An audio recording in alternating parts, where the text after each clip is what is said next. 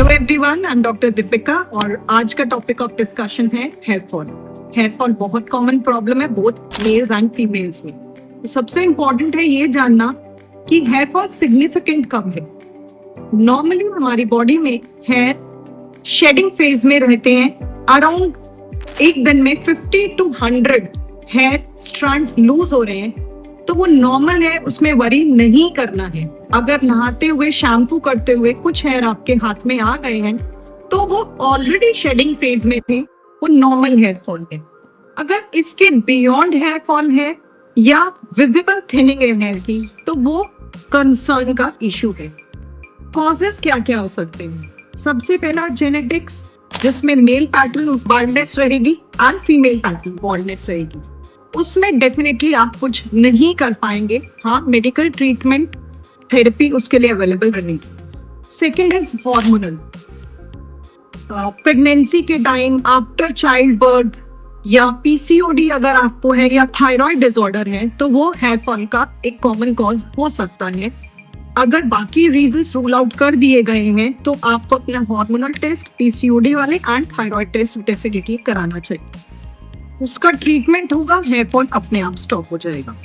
Third, कुछ medical conditions, मतलब scalp पे आपके डैंड्रफ है या फंगल इन्फेक्शन है, तो वो भी रीजन हो सकता है। अगर डैंड्रफ है तो कोई सैलिसिलिक एसिड या कीटोकोनाजोल वाला शैम्पू आप वीकली एक बार यूज कर सकते हैं। डैंड्रफ खत्म हो जाएगा तो हेयर फॉल भी स्टॉप हो जाएगा। फंगल इन्फेक्शन है तो एंटी फंगल ट्रीटमेंट आपके डॉक्टर आपको प्रिस्क्राइब करेंगे, डेफिनेटली हेयर फॉल को स्टॉप करेगा। नेक्स्ट एक इम्पॉर्टेंट रीजन है स्ट्रेस। अगर हमारी बॉडी में फिजिकल या मेंटल स्ट्रेस बढ़ता है तो एक हार्मोन रिलीज होता है कॉर्टिसोल, जिससे सडन हेयर की शेडिंग होगी, एक्सेस में हेयर फॉल होगा। तो स्ट्रेस मैनेजमेंट आपने करना है। मे बी आप वो योगा से करें, मे बी मेडिटेशन से करें, अपना स्क्रीन टाइम कम करें, स्लीप रेगुलेट करें, minimum 7 to 8 hours of sound sleep लें।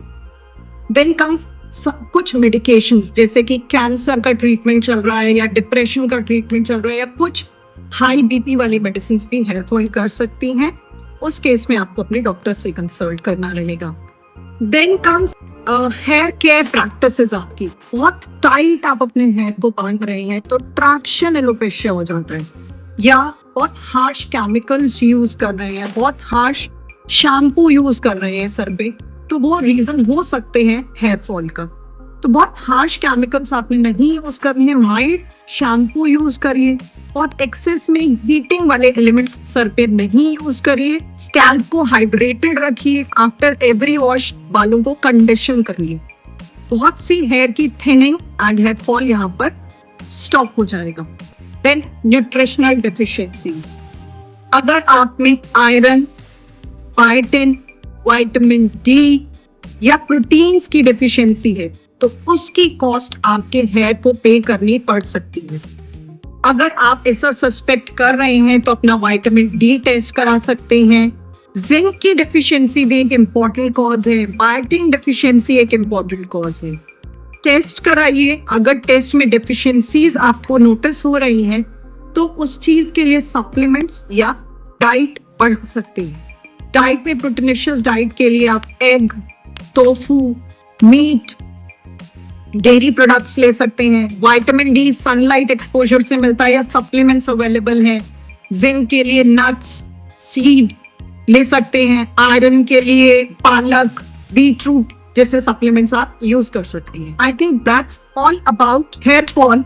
स्टिल आपकी पर्सनल कोई क्वेरी है या पर्सनल रीजन आपको फाइंड आउट करना है अपने हेयर फॉल का, तो you can always text me and try to reply as soon as possible. Thank you so much.